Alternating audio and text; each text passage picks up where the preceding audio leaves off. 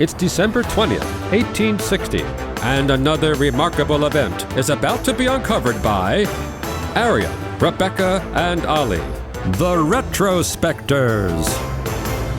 In Victorian Britain, Dan Leno, born today in history in 1860, was one of the most famous names in showbiz, entertaining music hall audiences with songs with impossibly music hall titles like My Wife's Relations, Going to the Races, and All Through a Little Piece of Bacon.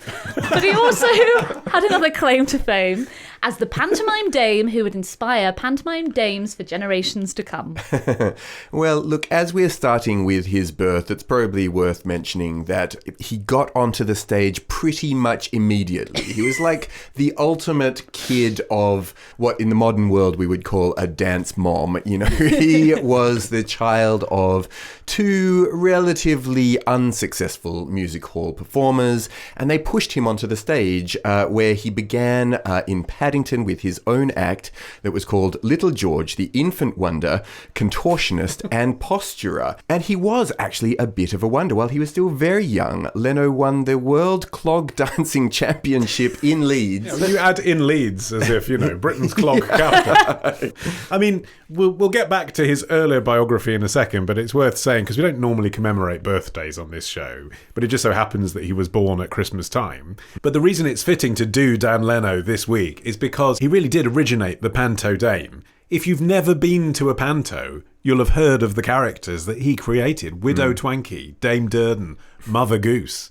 And even if you do go to a panto now, and it's like a GB News feared woke panto, where they don't have cross-dressing men playing dames anymore, but women, they'll still be in these stock characters. Yeah. And considering he came out of a tradition based around stock characters already, it's remarkable, isn't it, that he created these three characters that are still being reflected every year in theatres up and down the country right now.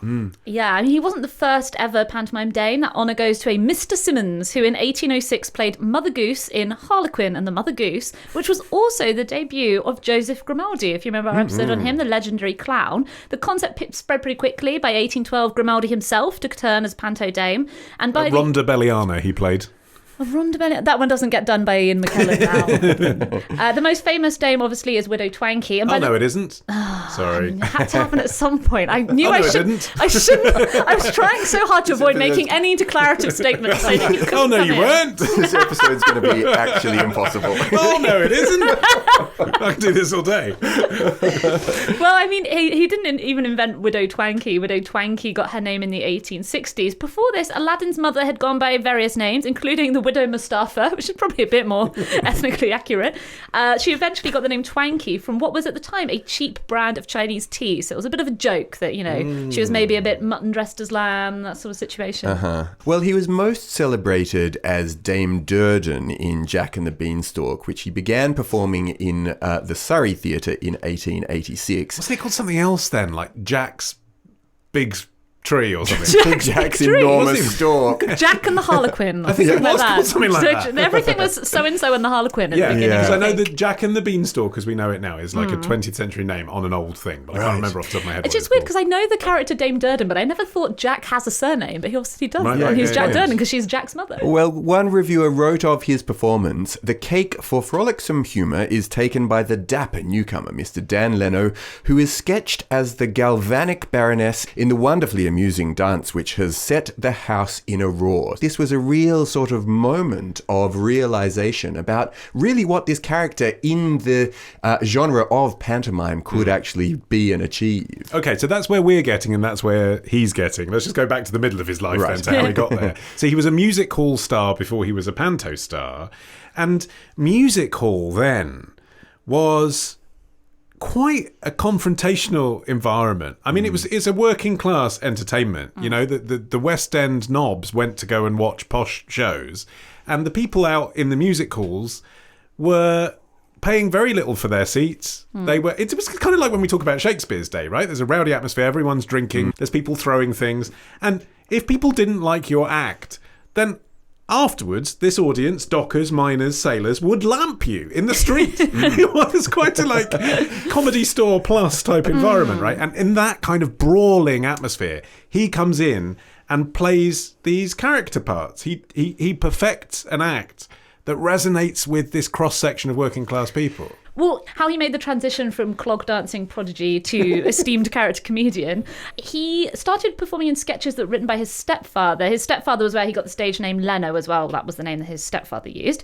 He started performing these sketches his stepfather had written and developing these characters. He supposedly actually got the name Dan from a misprint on a playbill. His birth name was George, and people just rolled with things back then. That's they were a like, hell of a misprint. Yeah, I know. He was like, well, I guess I'm just Dan now. Not a single letter in common, really. But he was also a singer of comic songs, and he kind of combined these things. So it would be like a sketch that would surround a song. So he'd give you the intro of the character and then sing a song as that character. So some of the characters he played: a policeman, a henpecked husband, a shop assistant, a waiter. You can kind of see They're sitcom how these would staples, work. aren't they? Yeah. They're really identifiable characters and would be still now.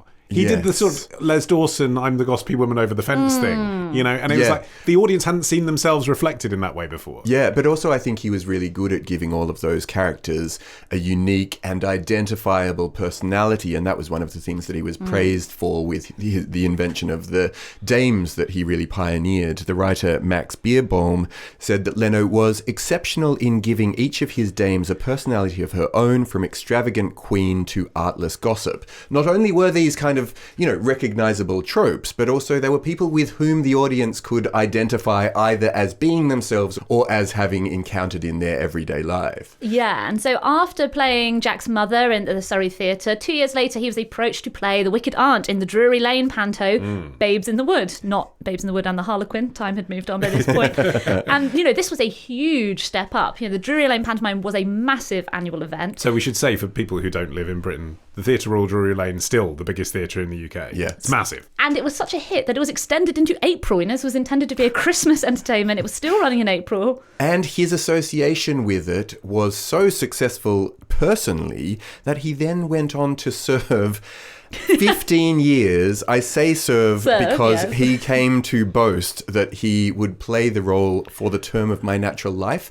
So he sort of had this thing in mind that he was like, it was a bit of a punishment almost by the end of it. So Panto had evolved from the Harlequinades, as you were saying, but had been performed wordlessly for a while, hence the name pantomime, because of theatre regulations. So some of the more raucous venues didn't have a licence for spoken performance, hence pantomime. And then what happened is this Victorian entrepreneur, Augustus Harris, saw how popular music hall was with the working classes and thought, I'm going to cream off the top the very best performers from that and bring them to the middle and upper class audiences in London. And that's how Leno ends up getting the invitation to be at the Theatre Royal Drury Lane. Because this audience was more refined, this was a real excuse for them to let their hair down. Even funny comedies from that era, like Oscar Wilde, are based around just slightly penetrating the mannered society he was in, right? So if you have men dressed as women with rouge on their faces doing fart gags. Yeah. That must have been such a huge relief for the upper classes to go and watch that in Drury Lane. Yes. That massive venue with everyone rolling the aisles.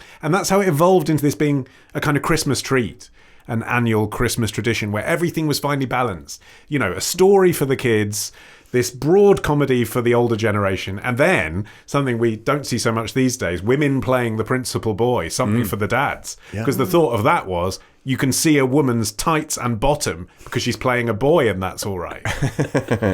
Well, it's funny that you say he was such a hit with the nobility, because he was also a favourite of the king, and Leno was called on to give a private solo performance at Sandringham, which must have been both a thankless and daunting environment to enter when you're used to having Who do you pick on thrown for at audience you. participation there? Seriously. Yeah, well, okay, so... Lady in waiting, is that okay? Yeah. So he later recalled, the Princess of Wales was just going to shake hands with me when she looked at my face and couldn't do it for some time because she was laughing so much. Behind the scenes, he'd struggled with alcoholism for a long time, and also he had these, not delusions, he had this ambition to be taken seriously as an actor and go on the stage, and he dreamed of being a Shakespearean actor, and these two things kind of conflated, and after this command performance, it's really started to go sharply downhill. In fact, his friend Arthur Roberts later wrote, "It seems an extraordinary thing to say, but I really believe that King Edward's kindness was the unconscious means of hastening Dan Leno's mind over the borderline of insanity. In fact, some people have speculated he might have even had a brain tumour. He would have these, erratic, violent outbursts. He was struggling to remember lines. He eventually spent a few months in an asylum in Camberwell. I can't look at him without laughing, the doctor said. I mean, he apparently did manage to, come back to sanity, but he died shortly after his release in 1904 in Balham. At the age of 43. Yeah. Well, his premature death didn't end his association with the Drury Lane Theatre, as it happens, because he continues, apparently, to haunt the theatre. He has been Well, it's time to introduce our special guest for the episode. He's come all the way from Drury Lane. No, but but apparently he is blamed for various mischievous acts, including pushing actors off the stage. It won't surprise you to know that I've also read this. Okay. I'm well into this. Okay, right. Well, the sound of clogs. Yes, the sound of clogs. The haunting sound of clogs. And also, this is a weird one, but he reveals himself in the form of a strong smell of lavender, which Leno himself in his lifetime apparently covered himself with. I'm not saying that he doesn't haunt Drury Lane, but has anyone asked the cleaners if they use any lavender-scented cleaners? Yes. Tomorrow. Rudolph the Red-Nosed Reindeer. There's 10 different versions, but everyone's listening to this version. There is no other version. Ditch the ads and get a Sunday episode when you join Club Retrospectors. Patreon.com/Retrospectors.